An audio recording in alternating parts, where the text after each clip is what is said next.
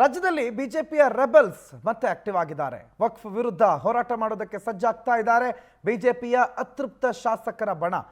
ಬಿಜೆಪಿಯಲ್ಲಿ ಎರಡು ಬಣ ಇದೆ, ಒಂದು ಅತೃಪ್ತರು ಒಂದು ತೃಪ್ತರು. ಅಂದ್ರೆ ವಿಜೇಂದ್ರ ಅವರ ನಾಯಕತ್ವವನ್ನು ಒಪ್ಪಿಕೊಂಡಿರುವಂತ ಒಂದು ವರ್ಗ, ಒಪ್ಪಿಕೊಳ್ಳದೇ ಇರುವಂತ ಇನ್ನೊಂದು ವರ್ಗ. ಈಗ ಒಪ್ಪಿಕೊಳ್ಳದೇ ಇರುವಂತ ಮತ್ತೊಂದು ವರ್ಗ ಯತ್ನಾಳ್ ಮತ್ತು ಟೀಮ್ ವಕ್ಫ್ ವಿರುದ್ಧದ ಹೋರಾಟಕ್ಕೆ ಪ್ಲಾನ್ ಮಾಡ್ಕೊಳ್ತಾ ಇದೆ. ರಾಜ್ಯಾದ್ಯಂತ ಪ್ರವಾಸವನ್ನ ಮಾಡ್ತಾರೆ ಬಿಜೆಪಿಯ ಭಿನ್ನರು.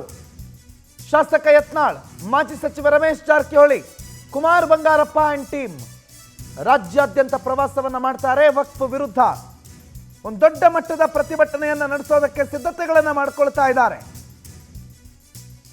ಬಿಜೆಪಿಯ ರೆಬಲ್ಸ್ ಮತ್ತೆ ಆಕ್ಟಿವ್ ಆಗ್ತಿದ್ದಾರೆ. ಈಗಾಗಲೇ ಬಳ್ಳಾರಿಯಲ್ಲಿ ಒಂದು ಪಾದಯಾತ್ರೆ ಮಾಡುವ ಸಿದ್ಧತೆಗಳನ್ನು ಮಾಡ್ಕೊಂಡಿದ್ರು. ಆದರೆ ಕೊನೆ ಹಂತದಲ್ಲಿ ಆ ಪಾದಯಾತ್ರೆ ಸ್ಟಾಪ್ ಆಗಿತ್ತು. ಈಗ ಯತ್ನಾಳ್ ಮತ್ತು ಟೀಮ್ ಇತ್ತೀಚೆಗೆ ನಿನ್ನೆ ಅಷ್ಟೇ ಬಂದು ಒಂದು ಮೀಟಿಂಗ್ ಮಾಡಿದ್ದಾರೆ.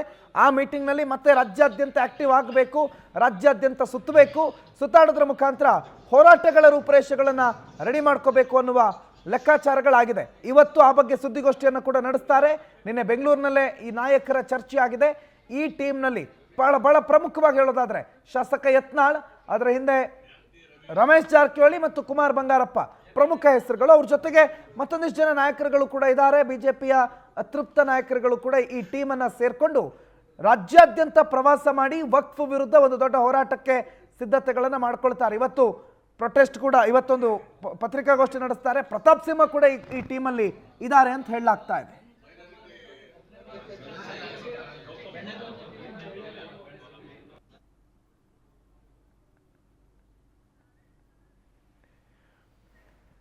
ರೂಪೇಶ್ ಈ ಬಗ್ಗೆ ಹೆಚ್ಚಿನ ಮಾಹಿತಿ ಕೊಡ್ತಾರೆ, ನೇರ ಸಂಪರ್ಕದಲ್ಲಿ ಜಾಯ್ನ್ ಆಗಿದ್ದಾರೆ. ರೂಪೇಶ್, ಈ ಹೋರಾಟಕ್ಕೆ ಬಿಜೆಪಿಯವರು ಕೂಡ ಅನುಮತಿ ಕೊಡ್ತಾರೆ?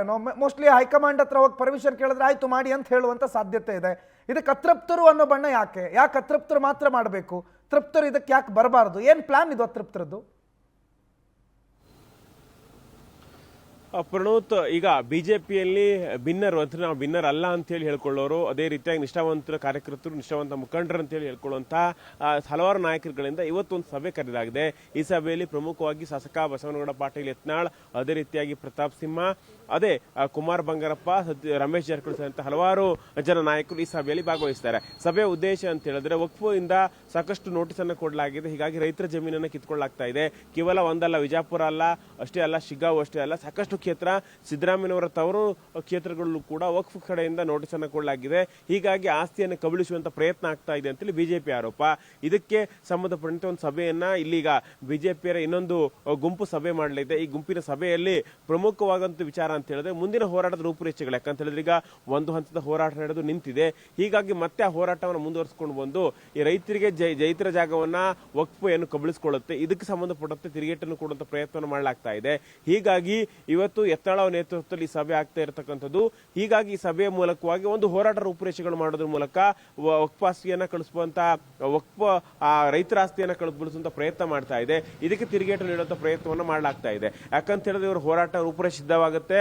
ಅದಾದ ಬಳಿಕ ಹೋರಾಟಕ್ಕೆ ಅನುಮತಿಯನ್ನು ಹೈಕಮಾಂಡ್ ಕೊಡುತ್ತೆ ಇಲ್ಲ ಅನ್ನೋದು ಒಂದು ಪ್ರಶ್ನೆ. ಯಾಕಂತ ಹೇಳಿದ್ರೆ ಈಗ ಬಿಜೆಪಿ ರಾಜ್ಯಾಧ್ಯಕ್ಷ ವಿಜೇಂದ್ರ ಅವರ ನೇತೃತ್ವದಲ್ಲಿ ಹೋರಾಟ ಆಗಬೇಕು ಅಥವಾ ವಿಜೇಂದ್ರ ಅವರ ಅಸೈನ್ ಮಾಡುವಂತ ನಾಯಕಿ ಹೋರಾಟ ಮಾಡಬೇಕು. ಹೀಗಾಗಿ ಇಲ್ಲಿ ಬಿಜೆಪಿ ರಾಜ್ಯಾಧ್ಯಕ್ಷ ವಿಜೇಂದ್ರ ಅವರ ಅಸೈನ್ ಮಾಡ್ತಾರಾ ಅಥವಾ ಇವರು ಹೈಕಮಾಂಡ್ನಲ್ಲಿ ನೇರವಾಗಿ ಒಪ್ಪಿಗೆ ತೆಗೆದುಕೊಳ್ತಾರೋ ನೋಡಬೇಕಾಗುತ್ತೆ. ಒಟ್ಟಿನಲ್ಲಿ ಇವತ್ತು ಒಂದು ಹೋರಾಟದ ರೂಪುರೇಷೆ ನಿರ್ಮಾಣ ಮಾಡಲಿಕ್ಕೆ ಇವತ್ತೊಂದು ಭಿನ್ನರ ತಂಡ ಒಂದು ಮೀಟಿಂಗ್ ಅನ್ನು ಕೂಡ ಮಾಡ್ತಾ ಇದೆ. ಮೀಟಿಂಗ್ ಆದ ಬಳಿಕ ಸುದ್ದಿಗೋಷ್ಠಿ ನಡೆಸಿ ಹೋರಾಟದ ರೂಪುರೇಷೆಗಳು ಕೂಡ ಅಂತ ಕೂಡ ತಿಳಿಸಿಕೊಡಲಿದ್ದಾರೆ. Pranoth, okay, right, thank you ಮಾಹಿತಿಗೆ ರೂಪೇಶ್.